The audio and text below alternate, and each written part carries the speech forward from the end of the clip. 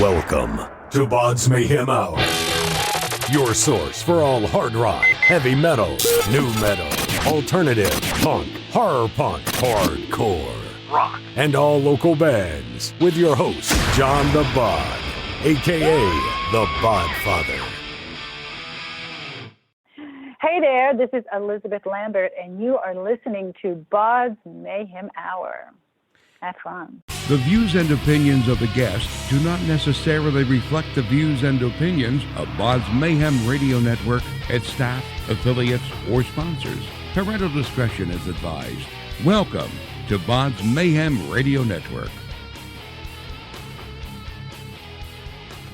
Hey everybody, welcome to BODS Mayhem Hour. I am your host, John the Bod, a.k.a. the Bodfather, and as always, I'm bringing you guys and gals awesome interviews. Today, it's an honor and a privilege to have Miss Elizabeth Lambert. She's an actress, and she was raised in Prestonsburg, Kentucky, and she has starred in multiple television series and movies. Some of her movie credits include Detour, The Last Protester, Brain Dead, Witchboard III, Possession, and The Bodyguard. She has also had roles in Eden, CSI, Baywatch, the old school show Baywatch, Dark Skies, and Life Goes On. She has done motion capture and voice work in the video games Silent Hill Homecoming, Infamous 1 and 2, and World of Warcraft, which I call World of Warcraft because everybody I know plays the game. But anyway, Elizabeth will be in the new Ryan Murphy series, The Politician, premiering on Netflix, I should say, in September, starring Gwyneth Paltrow and Jessica Lange. So, Elizabeth, how you doing? I'm doing fantastic. Happy Thursday. No, it's Happy Wednesday. I'm a day ahead.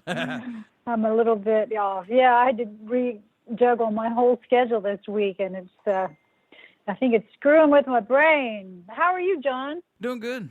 Doing good, actually. Good to talk to you. I'm out here in California, calling y'all from Los Angeles, as they used to call it. Angeles. So, hey, I hear it's been pretty hot back there. I know it is here. It is supposed to be in the 90s this weekend. Woo! Yeah, we're about there. We're not quite there yet, but my poor doggie's getting a lot of in time that he's not happy about.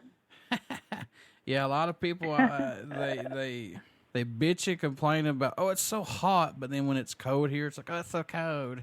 Well, but it is cold there. That I know. I do not miss the cold one bit. I'd say you don't. That for sure. I'd say you don't. I do not like the cold myself either. I do not like it at all, period. California, here you come. Uh-oh. Trust me. Yeah, I mean, it's so easy to move here. Everything is so cheap. So you're living in California now. How was growing up in Prestonsburg, good old Kentucky, where I'm from? Well, it's funny. I didn't move there till I was like 7 or 8. I actually grew up before that in make Kentucky look like Xanadu in West Virginia. Mm-hmm. In Huntington, actually, which at that time was a beautiful metropolis, very sophisticated, and now it's just become, a big old drug haven. And so it was nice, and then, moving to the little enclave, a little burg, was a bit of a culture shock, but it was nice to be back there with family, and, in so many ways, it is a nice place to raise a family. It's very idyllic because, everything is clean, and you get, you have your fresh air and, all the beautiful wilderness and all that. We were always, climbing trees and going out in the woods. I think I grew up in the woods my whole life. Just loved it. Horses and all that stuff. So all that stuff is great. And it's kind of good to be. I mean, needless to say, you are, separated from the rest of the world. What we used to say all the time, it was like we were 2 years behind in Prestonsburg. Whatever the latest fad or anything was, would make it to us eventually.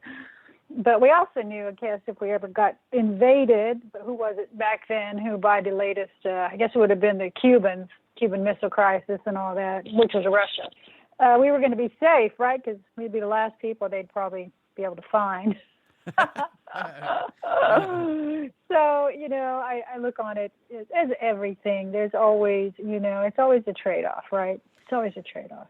I always say there's nothing like growing up here in the hills and hollers of eastern Kentucky because you learn so much streets. I want to say, like, I don't know, wood smarts, if that makes sense. You learn to live. Wood smarts, because we don't have a street. Pretty much. Well, you do. I guess, you know what, that is a good point. I'd say that people back there, what we don't have in book smarts, people certainly make up for in street smarts. Common sense. Yeah. People there, you know, they have a lot of common sense. They're brought up. I think a lot of it is handed down. You know, I just felt like, you know, they don't mess around, and there's no, you know, no bullshit, as they say. You know, of course, there's always the extremes. But when I was growing up there, education and culture, I mean, I had the greatest music teacher and art teacher. We had it so great compared to what I hear it is now. You could be in the band, you could be in the choir. I was in dance. We took trips. We had, you know, all sorts of cultural events there. Count Basie would come in, and it was like we were living in this, almost like a little art haven. You know, we had the community college where I could go down and take piano. I took voice. We had the amphitheater where I could go, and I was dancing, you know, at age, 13 with Broadway people. I mean, talk about, you know, what a wonderful exposure available, you know, if we wanted to. So it was, you know, I don't know, I can't speak for the rest of the other little towns, but our little town at that time, you know, I guess it was all timing. We got exposed to a lot of wonderful things. What led you to getting to acting and becoming an actress? Was it something you wanted to do, or it just kind of fell into place for you? Probably just because I was a show-off now. I was always very uninhibited. You know, even when we were still living in Huntington, you know, my mom, we have the pictures that I was in, you know, my first dance class. They threw us out on stage. Every kid froze, but one. and I started doing the routine by myself. You know, you see those videos, and then my best friend joined in with me. But there's video, literally, all the little girls in the bunny outfits standing there, frozen like deers in the headlight, and me and my friend just, you know, showing off, and, you know, of course, just stealing all the, you know, thunderous applause afterwards. Big hands. So that was it. You know, I've always just been, I guess that's out of my brain. I loved to draw. I loved singing. I loved all of that. It was just kind of in my DNA. And that was, you know, luckily cultivated by, you know, the teachers and mentors that I was lucky to do. There was a guy who worked at the bank with my mom who worked at the amphitheater, and he knew I could dance, and he just said, why don't you come over, you know, try out for the chorus. So there I was. Next thing I know, I'm like, you know, dancing on the table at West Side Story as a jet girl, you know, with these real New York actors. So I think that's where I started to get the bug, as they call it. So I went on from there and went to college, and I didn't really study acting in college. I still wasn't sure. My dad certainly was not in favor of it. So I studied literature, you know, but I did plays on the side all the time there and at the Opera House. And yeah, it just kind of evolved. I couldn't get cured. Looking back on this and being from Eastern Kentucky, and as bad as it's been for the past, I don't know, 20, 30 years here, how's it feel to actually get out from this place and to be successful? Well, I mean, you know, I had nothing to base it on. There was nobody there. I mean, now we've got Boyd Holbrook, a few other people that have, you know, broken out of there and made a name for themselves. You know, he's done quite well. Of course, we always used to say Johnny Depp, you know, came out of there, and a few other people I think I went to college with. But, you know, to me, it was just being able to make a living, which is hard enough. You know, I went to New York first because I was more familiar with it. I had never been West ever, you know, so I went there and just mostly dabbled in soaps and commercials. And then you know, Brad Pitt, God love him, he was an agent at the time. He's also from Prestonsburg. he introduced me to this big manager one night, and he had his clients. He had me and a couple other girls you might have heard of, Julia Roberts, Yep. and Terry Polo, and who's the other girl? She was on the soap. And he just liked me, and, next thing I know, I'm like having dinner at Elaine's with Julia. We'd walk in, of course, it'd be like, Julia, from across the room from the, Elaine. It was like, a Woody Allen movie. And, so I just got a few breaks like that, and then it just kept kind of perpetuating and snowballing, and then I ended up in L.A., and started working a lot once I finally got out. And New York at the time just didn't have much but soaps. After I left, now they've got huge TV production there and everything. But when I was there, I was just mostly doing a little bit of runway modeling and some theater, which I loved. But, there ain't much money in that, Right, needless to say.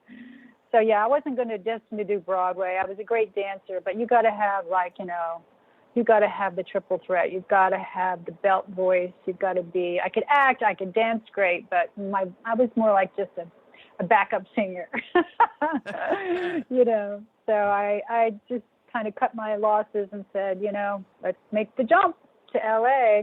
And there I went, and there I am.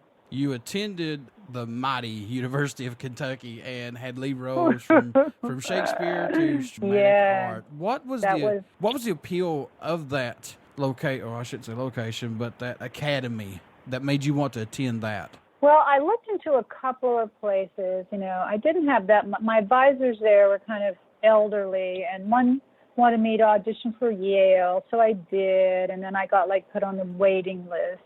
I thought, oh yeah, that's where Meryl Streep went. I should, I wish I didn't try for Juilliard, but I love London, and the theater there is the best in the world. So I just, you audition and then you just go where you get in. So there I went over to London, and that was great. It was intensive, but I'd see theater sometimes twice a day. We'd stand up, standing room. I'd stand for 3 hours to watch a Shakespeare play. I mean, that type of exposure. My mom would make so much fun of me because I'm just soaking it up, I remember when I first got there, a lot of people asked me, they said, where are you from? Texas? They thought I sounded, they say, of course, when they're British, they thought I was from Texas. I say, Kentucky. And then after a speech and all that, I'd call my mom up and she'd be like, you sound funny. I'd be like, oh, Mommy, I don't know whatever do you mean. I was walking on the pavement today, and I almost got struck by, this odd car. And she was just like me. She's like, who is this? So, I took a little bit, not to the extent like Madonna. I didn't come back with a British accent, but I was trying it out, at the time. But I came back, I think pretty much cured of my Kentucky accent from there, which of course you don't know you have till someone says, are you from Texas? And I get asked that a lot, I used to. I don't know if we sound the same, but I guess they all think of Texas because it's just cowboys and all that, from the movies. But yeah, it was great training. It was intensive, but it was voice and speech, and, we got to see a ton of plays. And then I should have stayed probably, but I was just so anxious to get back to New York and take Broadway by storm, my naivete. It's going to be so easy, but, live and learn, as they say. I was so young. Oh, my God. It's so funny when we moved to New York. That was another rude awakening. It's like, oh, yeah. You know how we are and at home. You walk down the street, you say hello to everybody, yes, right? Ma'am. You look them in the eye. Hi, how you doing today? Well, of course, yours truly, I'd be walking down the street in New York. I'm like, hi. They look at you. And after a while, after a couple of them followed me home, I was like, okay, I cannot be doing this. I am bringing strange weirdos, following me. Stalkers. I started getting stalkers just for saying hello, Jeez, you got to be kidding me. Yeah, and it's a shame because, you have to learn after a while. Keep your head down, no eye contact, It's a very impersonal way to have to live, but it's, it's protection, especially for a girl. That's crazy. I know. It's sad. That blows my mind from just saying hello. What the crap? I know. It doesn't take much, with guys, especially when they see a wide-eyed girl, and then they're like, "Hey, I'm a producer. Come with me." Yeah.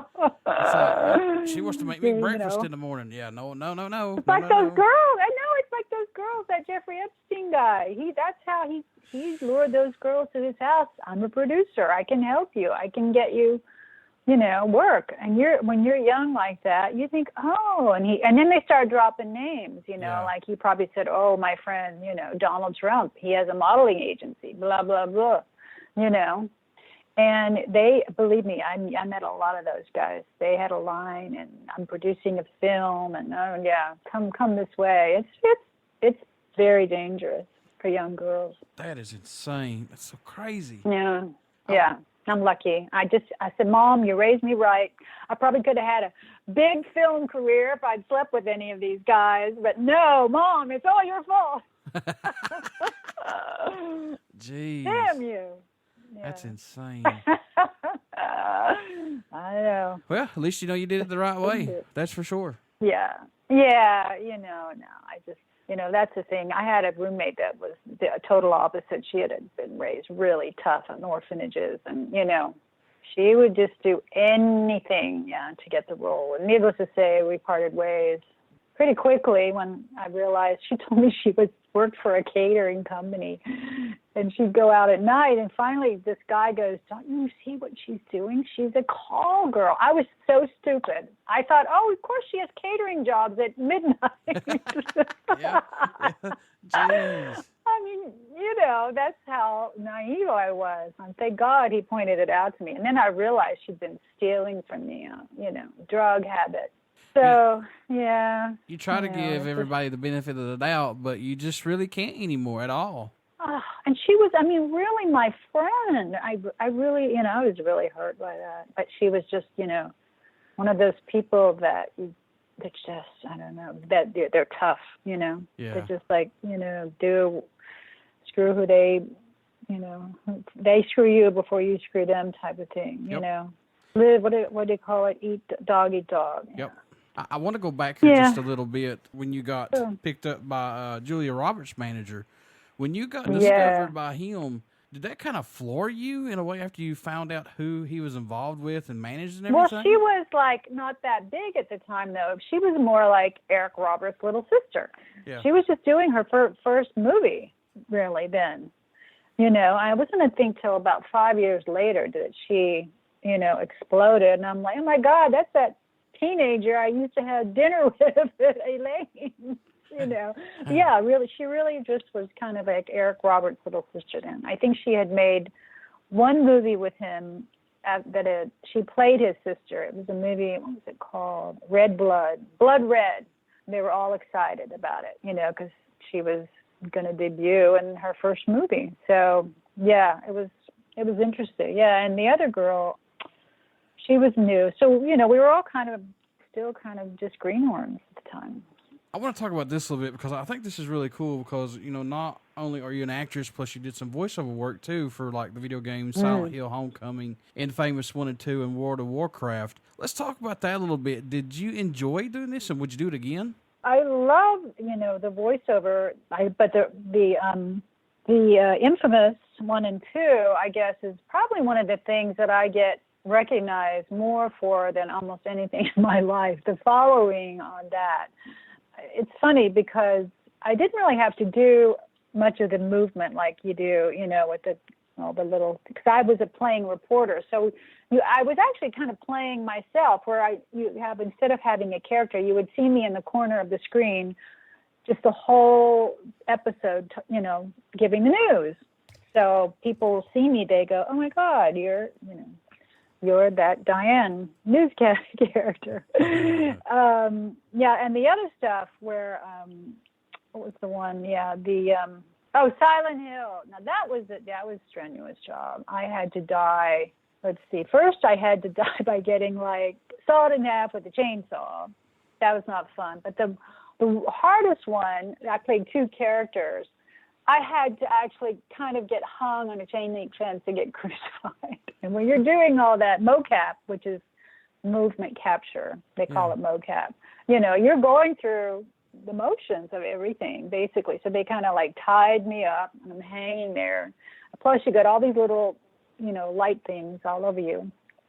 So the camera can pick up all your movement. It pays pretty well, but the infamous job was much easier, just sitting there behind my desk, reading all the news reports. So they're both interesting. But the other one, Silent Hill, that was, when I finally saw it and saw how gory it was, I could hardly watch it. I mean, it was really pretty out there for me, but I guess it's nothing compared, to what they have now. My God. Oh, now it's insane. It's insane.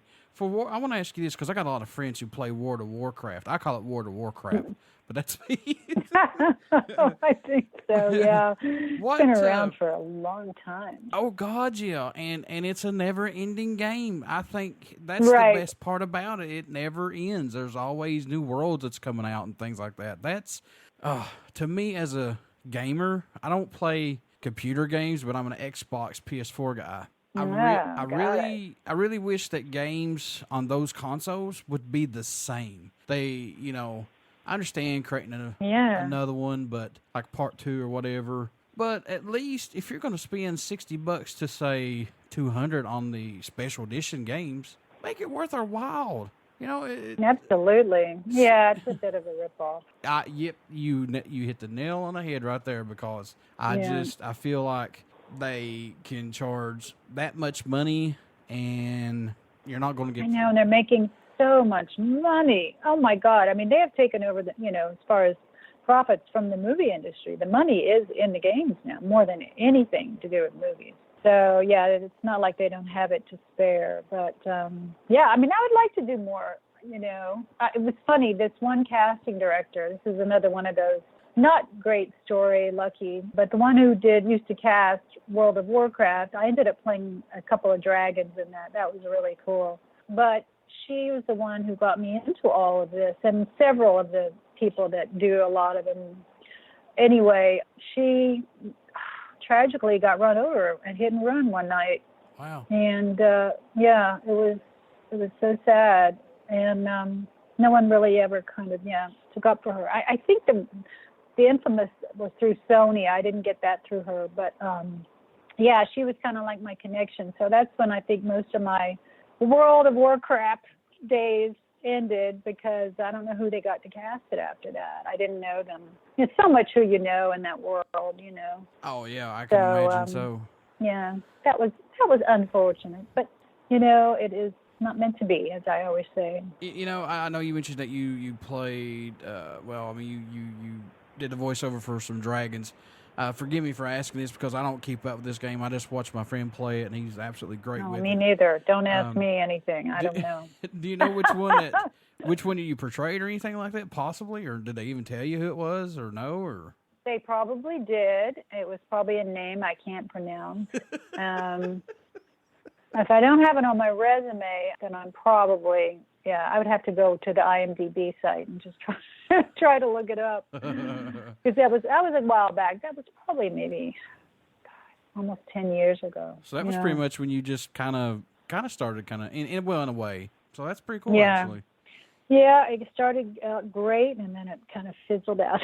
I was like, oh, well. And, we were all so sad about, losing her. And I would imagine. It was just a really sad time, yeah. And they never found out who did it. Oh, my God. It's just one, and her boyfriend worked there, too. And get this, they're in a restaurant. They have a fight in a restaurant. She walks out down the road in the huff and gets hit. I think how he felt after that. Oh, my God. He was just distraught. I'd say so. You have a fight. Yeah. Yeah, because he was walking somewhere in Venice, and it was like on the road, I guess their sidewalk ended. So she's basically kind of just on the side of the road, and some drunk, probably looked down and swerved, and And they never found the guy or lady who did this? No, they just... Oh, my God. No cameras. Yeah, it was kind of in probably a rural area. There's a bunch of, swamps down there. Jeez. Yeah, it was just... So sad. And everybody loved her. She was Bridget. Bridget's her name. She was just the best. But, c'est la vie. Is there anything, Elizabeth, you would like to see change in the film industry, possibly? Boom. Yeah. It's becoming, the discrepancy, I'm sure you know, for men and women has always been pretty bad. But now, and the union is trying to fight this, but nobody can make, after you worked in a while, you get what's known as a quote. And, you've worked hard to get it. Each time you work, you try to get a little more. And I don't know when it started, but just all of a sudden, they just stopped, honoring people's quotes. They're like, we're going to pay you scale, which is minimum. And then, they're paying the big star $20 million, and everybody else, nothing. Yeah. Nothing. Yeah. Peanuts. And it's like, take it or leave it. We'll just hire somebody else. So, we've had a couple strikes and tried to get our minimum raised, since that's what most people, but it's made it so much harder for people with families just to earn their medical, because you have to earn a certain amount every year, to earn your medical. And it's just been so frustrating, because back in the days when I was starting out, and I was doing a Columbo movie, I was making like $5,000 a week. Now they just want to pay you just a half a week, or like instead of a guest star, they have this new thing called one-day guest star. And it's just, they found little ways, of course, just like in so many other businesses, to give all the money to the higher ups, because they don't have enough, as we know. Yeah. And because there's so many actors, it's so competitive, so many actors out of work, they know that, they can take advantage of that. So many people trying to get in, and then, a lot of them will work for nothing because they know it's better than not working at all. But it's a horrible thing that's happened to our business. And it's, really affected.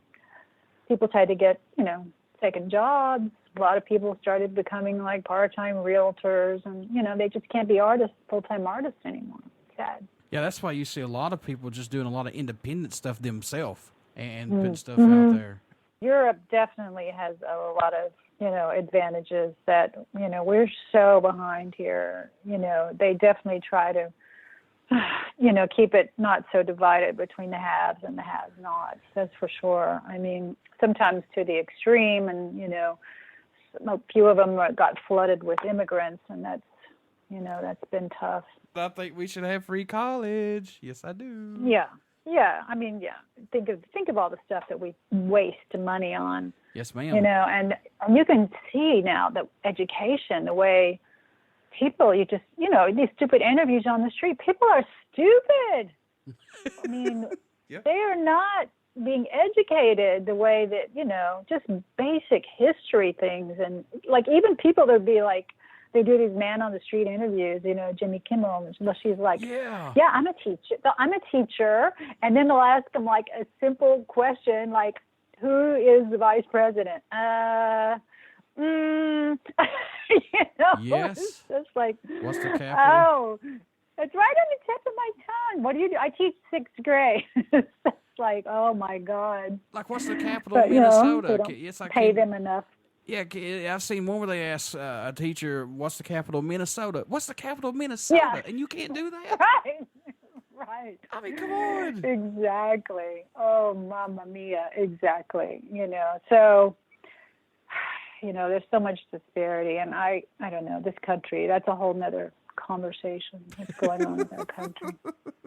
Can't even. Don't get me started.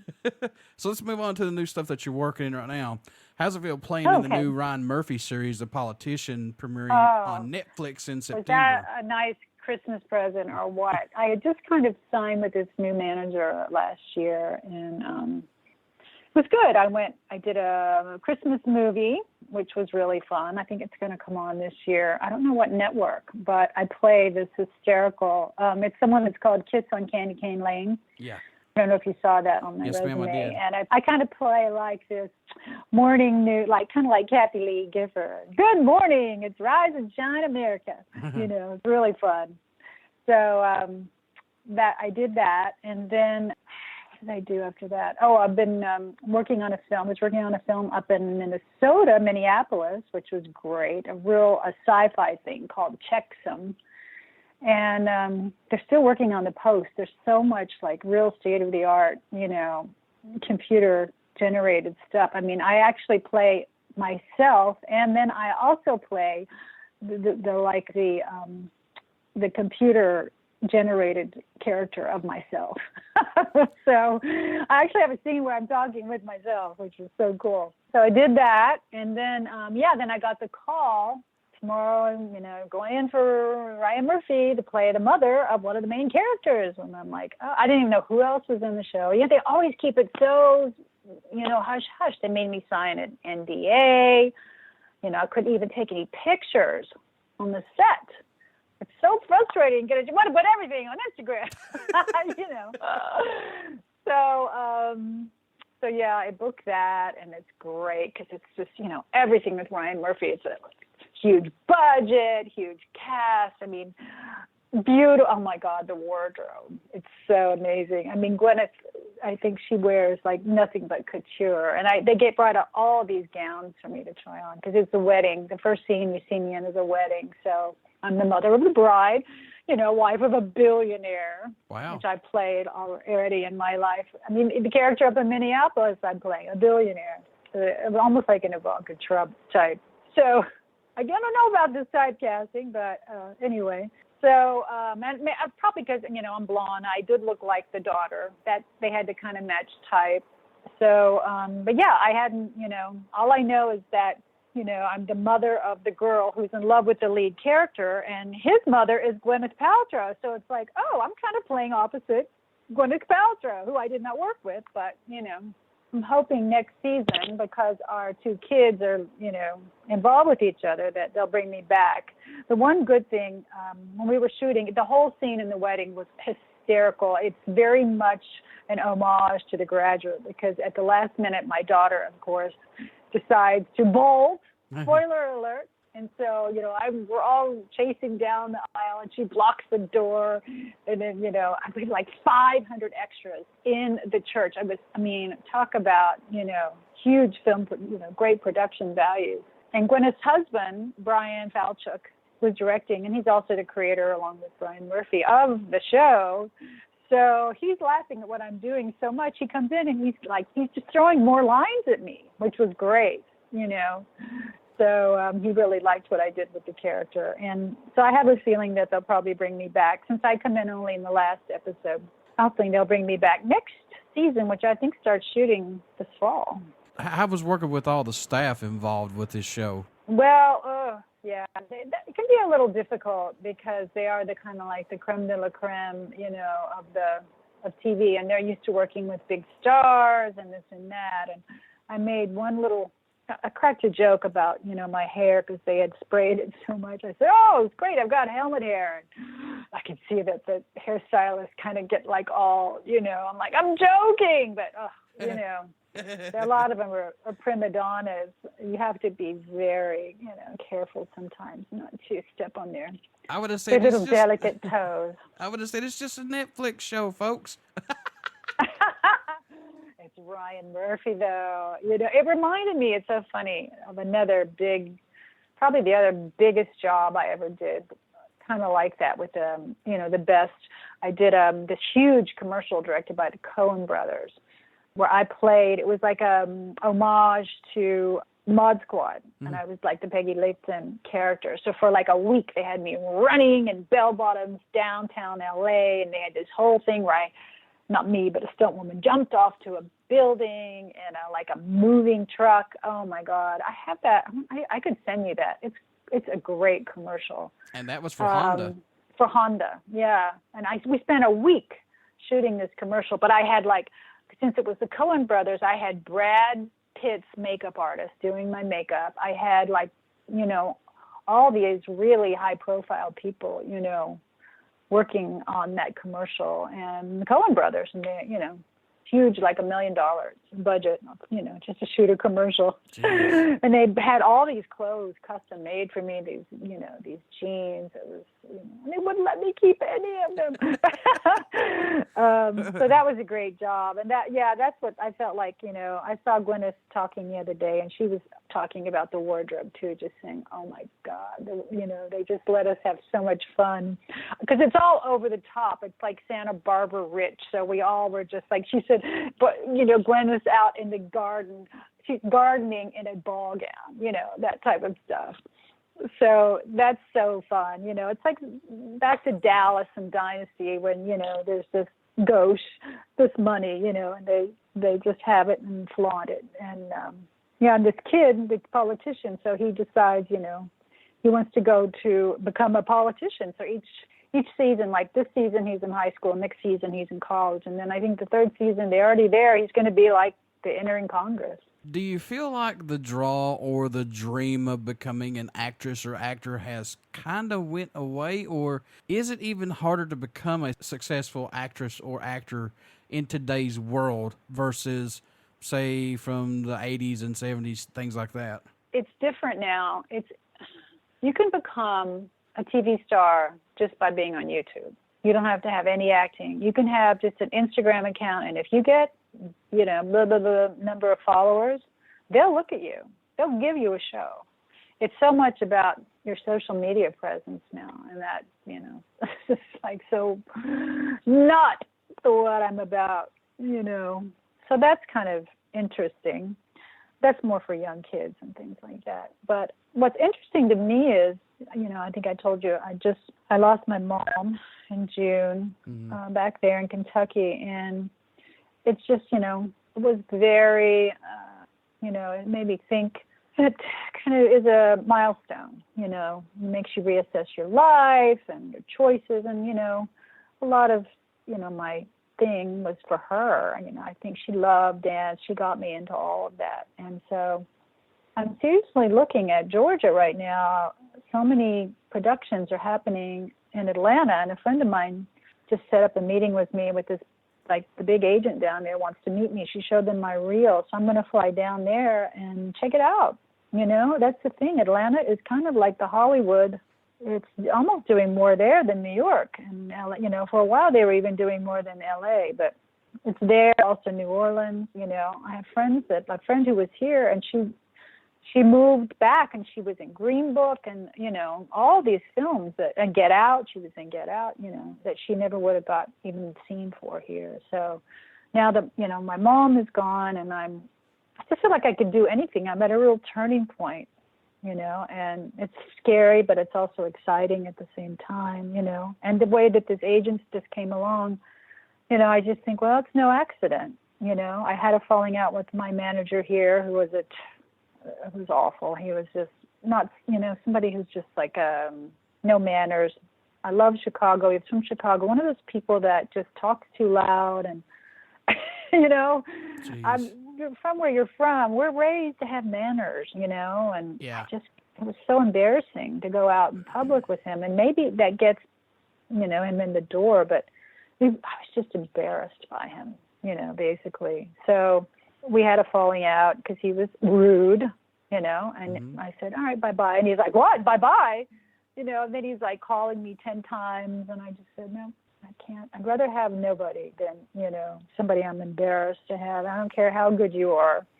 And I knew that, the right person would come along after that. And I kind of took a break because of my mom. It was, it's just devastating to go through something like that. And it's the summer. It's kind of hiatus anyway. But now that, I'm real excited, I'm going to fly down to Atlanta, and they're real excited to meet me and get me working, down there. Probably end up recurring on a series or something, Some good shows down there. I know that there is, and forgive me, I don't know a lot of them that's been shooting down there, but I do know one, of course, is The Walking Dead that's shooting down there right now. Yeah, So, exactly. They shoot Atlanta down there, Vice Principals. They shoot a lot of movies. Yeah, a shitload of movies, I used to love watching The Walking Dead, and now it's just like, Yeah, they've definitely probably jumped the shark, as they say. Yeah, they have ran into the ground. It's like, I'm just like, look, all right, Rick's gone. I don't care about anybody else. Really didn't care about Rick, but I mean, they have played some of those roles out too fucking far for me. Now it's just that other guy, Priebus, or what's his name? The guy that's left. Oh, Daryl? I'm sorry. I don't watch. Yeah, I'm thinking of the actor's name. Yeah, Norman Reedus. Norman Reedus. I'm thinking Brian Priebus. I watch way too many political shows. Yeah, Norman Reedus. Yeah, a friend of mine just went down there and worked on that, and he said it was such a hard shoot. He's like, had to lie in a swamp, and he just said it was. He was kind of regretting taking the job, but he had to take it. But he said it was not fun. I would work imagine. on it. And I think how fun it would be if you had to dress up and all that zombie shit all the time. That would be even less fun. I know. In my opinion. I know several people who have actually were zombies on the show, and they are living it up right now just because, hey, I was a zombie in this scene right here, and I'm just thinking, you were just an extra. Aww. You're just an extra. Yeah. I mean, I could be a zombie. Yeah, I know. It's so true. I have friends that tell me, I was in this and I was in that. I'm like, what'd you do? Background. I'm like, okay, I hope you didn't put that on your resume. I was the one who put the pop on the table. And then they see themselves. They say, oh, I see the back of my head. And I'm like, instant. Look, I've done extra work starting out in New York. I was extras, and mostly soaps and stuff, but, it paid really good money. So, if they need to make their health insurance, sometimes you just do what you got to do. Could you see yourself down the road, Elizabeth, being a manager for some of these actors? No. Okay. No. Oh, my God. I mean, I take my hat on them. That has to be the worst job, I think, being an agent or something. I mean, it really is. The proverbial swimming with sharks, they're so cutthroat. They're so dog eat dog because it's so competitive and so much money now. And because, maybe in the old days, well, I don't know, old Hollywood was pretty lascivious too, but they would, have gentleman agreements and stuff. Now, forget it. It's just stealing clients and, I have a couple friends who are on that side of it, and they're about to have nervous breakdowns all the time. Jeez, that's insane. Yeah, I know. I always say I take my hat off to you. You got to have a really thick skin, especially, if you're a woman, because, they're just like, fuck you, they're rude, it's just, oh, I love you, babe, and they turn around and like, they're terrible. It's just like very superficial. It's like, what can you do for me now and not be there for me tomorrow? Mm-hmm. Yeah, right. I love you. And then they turn around and then after they get what they need from you. Yep. And, they won't even take your call. Exactly. And it's getting, it's bad too for my writer friends. They, I've been trying to help a couple of my writer friends just even get agents. I mean, guys that, have written a lot of things, but then either they get aged out. Even in writing, you wouldn't think, that, you get to a certain age, and it's like that's why nobody wants to, I guess, tell their age anymore in Hollywood because it's such ageist, society. But I mean, it's just everyone wants to do it, and I think that's one good thing about Netflix and places like that. There's more demand for content. So the more demand for content, the more jobs there hopefully will be. I don't know. What advice would you give someone who is wanting to have a career in acting? What would you tell them today? I would tell them definitely go to a good school, a good acting school, and get there, not just their general, but get a master's, someone that can definitely make NYU or just Northwestern. There's one in Florida, Juilliard, of course, if you can get in, North Carolina School of the Arts. Let's see, there's several. I think one of my buds from Kentucky ended up going to way out ACT in San Francisco. Now he has his own theater company. Yeah, I think if you get that, so many stars, you probably don't even know, so many of them come out of NYU. It's just phenomenal. The factory they have there, they really, churn out, really good actors there. And then, you know, they'll set you up with an agent, and, you know, it's kind of a really nice way to get into it. But just to drive out to Hollywood, you know, or take a bus because, you know, you were homecoming queen, and think, you know, maybe you're the prettiest girl in your town, maybe you're the prettiest girl in your state, but when you get to LA, everybody there is the prettiest girl in their town. And pretty girls are a dime a dozen. So, I mean, being pretty can be an advantage, but, you know, unless you have the, you know, the stuff to make up for it, you know, because otherwise you're not going to last. Otherwise, you're going to have to get compromised, marry somebody, or, you know, slip in through the cracks, or like a Kardashian or somebody like that. You know, what do? They all do what the proverbial, well, they did the sex tape, you know. And they're not really actors, but, you know, they're famous because, you know, they're doing something obscene. And, you know, sometimes, unfortunately, that will pay off, you know, because now it is about, like I said, somebody's brand, their marketability. You know, if you can definitely get your brand out there and get people known, it will make it easier for you. And some people, you know, especially young kids, they're great at all that stuff, you know, getting followers and cultivating their brand, and just, figure out who it is. I think the most important thing, and I say this because I've thought about it a lot, you can have talent, but the most important thing, and this comes from parents, is confidence. You've got to have confidence. And I see that, you know, in so many people that make it, you know, they walk into the room, they know who they are, you know, they're not afraid. They like, you know, this is who I am, and they walk out of the room, and, you know, if they get the job, they don't get the job, they know that, you know, they'll get the next one. Mm-hmm. And you can't be born with that. I think that's, you know, and I think kids, also parents, you know, anything you want to go into in life, you've got to give your children confidence, you know, who they are, be proud, and, you know, to be able to, you know, not have fear, walk into a room and own it, you know. And, of course, confidence will come if you feel like you've done the work, you've got the training, you know, all the stuff that I did, you know, the blood, sweat, the tears, all the hours of, you know, doing little plays here and there. I know, you know, when I walk in, I may not be the right look, but I know that I do a good job. Every time I walk out of there, I feel like I nailed it. Yeah, I have. You know, because I finally kind of got it figured out. You know, it's like, you know, and there's been very few characters if I can't figure out, if I really don't think I'm right for something, if I'm just not getting it, you know, I'll just say, I really don't think I'm right for this, you know. Mm-hmm. But most of the time, I guess because I have a wide range, coming from I have the rural side of me, but I also have the posh side of me, you know. I have the educated side of me, but I also come from the place of, you know.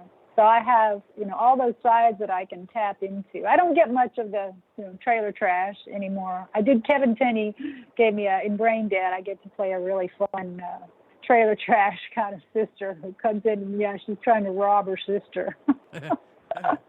Gets caught. And that was fun because he basically wrote the part for me. He had directed and written all the Witchboard series. Kevin Tenney, you probably know who I'm talking about. He wrote Witchboard and Night of the Demons. He's a really good friend of mine now. Yeah, so he wrote me this funny part because he knew I was from Kentucky with the cowboy hat and everything. So those are fun. And I can, you know, of course, bring out my Southern accent. That's gotten me many roles. A sitcom, what was it? Sitcom was it? The one with Park Overall, who's also from Tennessee. She and I got along really well. Dolly Parton hired me. My first jobs when I got to LA as a dolly dancer on her variety show. When she heard I was from Kentucky, I mean, that's what's so great. I was just supposed to do one episode. She kept me on for the whole season just because you're from Kentucky. You need to be here. And she, you know, she just took me under her wing.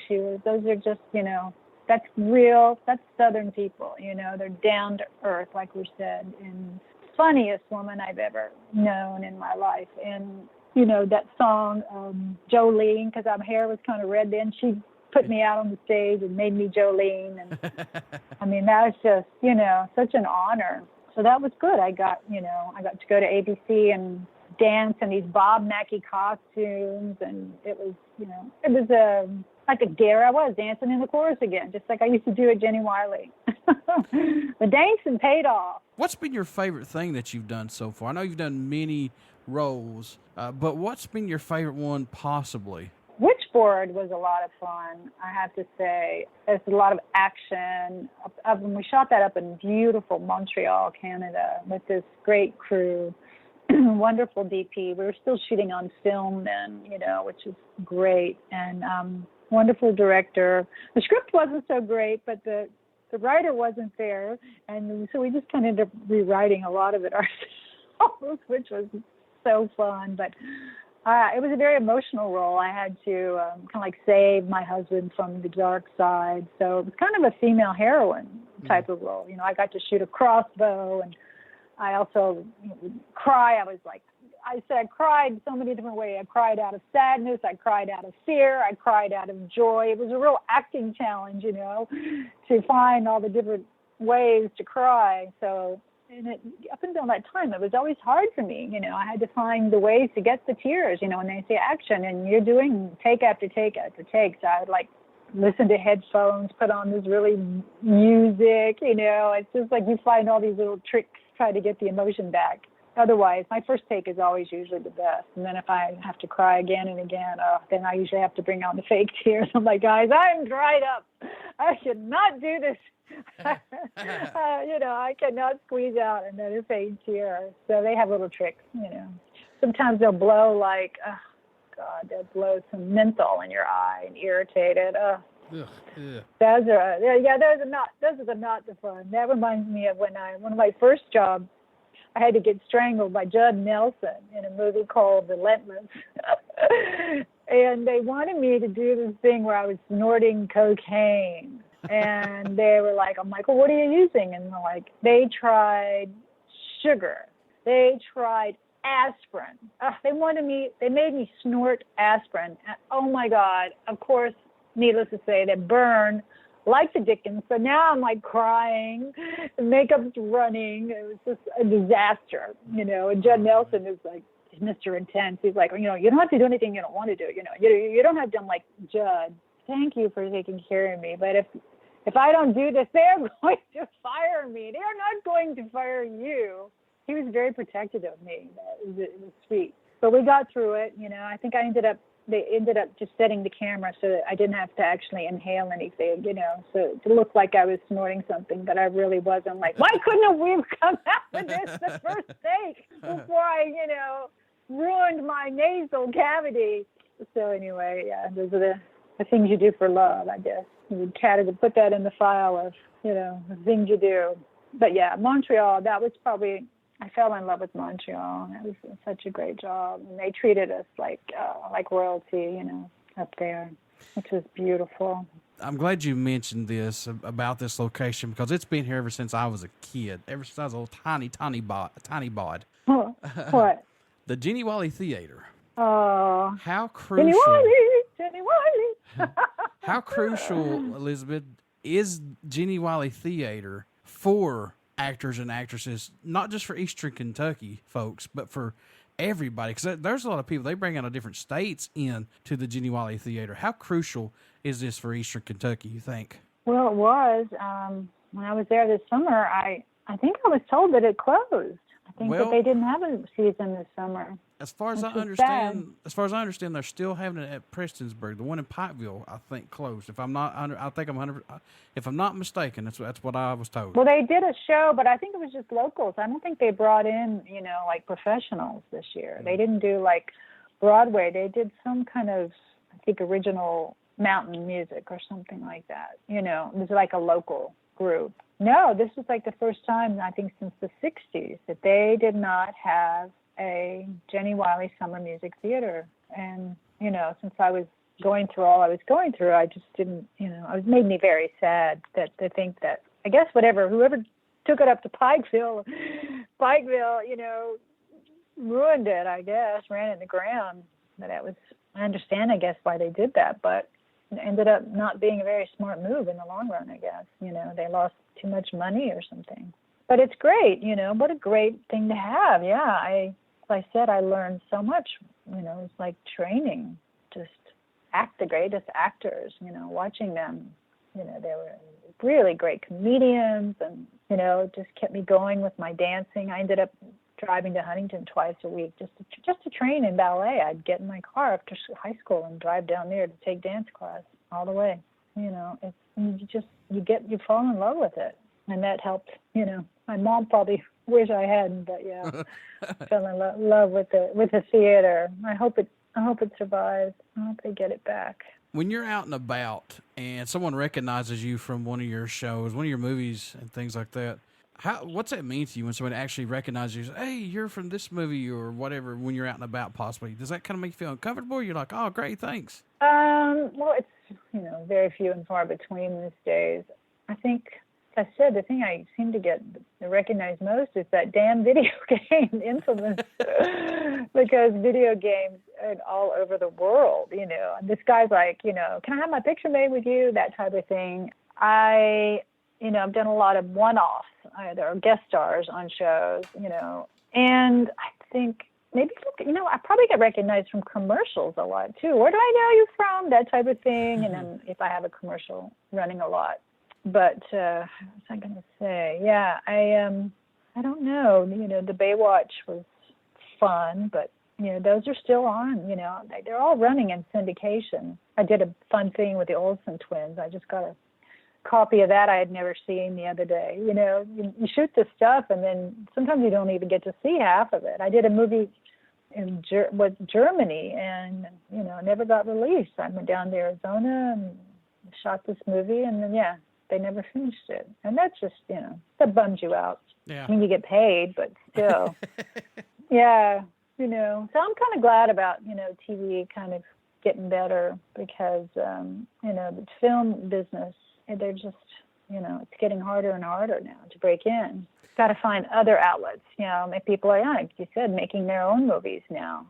You know, anything is possible because of all the new technology. You know, you can do it. I haven't done it, but I have a lot of friends that are doing it, and yeah, it's kind of exciting. I may write something. After this thing in Kentucky, it was such a crazy experience. I really thought about writing something down. I may still do that. But yeah, no, it's always great. Usually, you know, especially somebody's like, "Oh, I love that." You know, they saw you, and it's, you know, just so gratifying, especially if you're in a play or something. You know, to you know, just be appreciated because it's hard work. But as I said, most of the time, you just do it, and you don't know who sees it, and sometimes you don't even see it. So you kind of have to make sure you're enjoying it while you're doing it. I know some actors that don't ever watch anything that they do. It's interesting. That's crazy. Yeah, and there's a few like that. Because I want to know how I did it. I mean, it's like, oh, I did that part really good. Yeah. No, they can't watch themselves. They think it makes them too self-conscious or something. that celebrity. I know. Go figure. Folks, Elizabeth will be in Ryan Murphy's series, The Politician, premiering on Netflix in September, starring Gwyneth Paltrow and Jessica Lange. You want to pick up the Netflix series? It's on Roku devices, all kinds of streaming devices. Pick it up, computer, TV. I'm in the last episode 8. So you want to check that out. Elizabeth, how can folks stay in touch with you?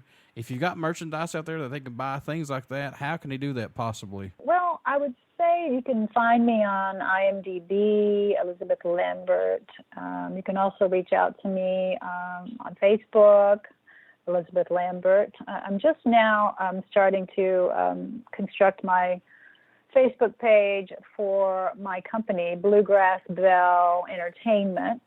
So that is under construction because I'm in the process of producing a couple of unscripted shows back there myself, you know, which has kind of been fun to be on the other side of the camera. So Bluegrass Bell Entertainment, that's my logo. And otherwise, yeah, it's Elizabeth Lambert on Facebook and Instagram. I'm Locky Lambert. So please follow me on Instagram as Locky Lambert at Instagram.com. LOCKY. LOCKY LAMB. before I let you go, would you care to do a promo for my show? Okay, sure. Hey there, this is Elizabeth Lambert, and you are listening to BODS Mayhem Hour. Have fun. Everybody stick around. We got some great stuff coming up, and you only hear these interviews right here on BODS Mayhem Hour and BODS Mayhem Radio Network. Please get out and check out our Facebook page, our YouTube. Check out our Facebook page. Our YouTube link is on there. Also, our podcast link, and hopefully soon our Twitch link. And also, as I've saying here lately, please subscribe and like our YouTube page. Everything that BODS Mayhem Hour is doing is going up on our YouTube page. Like and subscribe to it, and also our podcast. All that good stuff is out there on our Facebook page. So everybody check that out. Also, check out Elizabeth's work. She's on imdb.com. All of it's there. And check her out. Check her out. So, Elizabeth, I wish you nothing but the best of luck from here on out. Thank you. Thank you so much. Bye, everybody.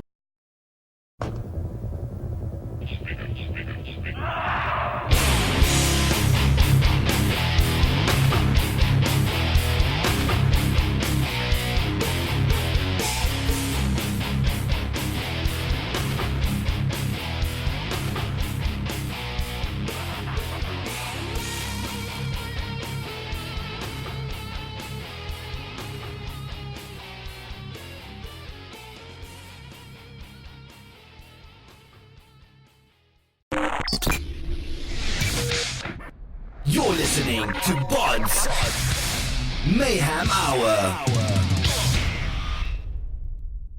Follow us on Facebook, Twitter, and Instagram.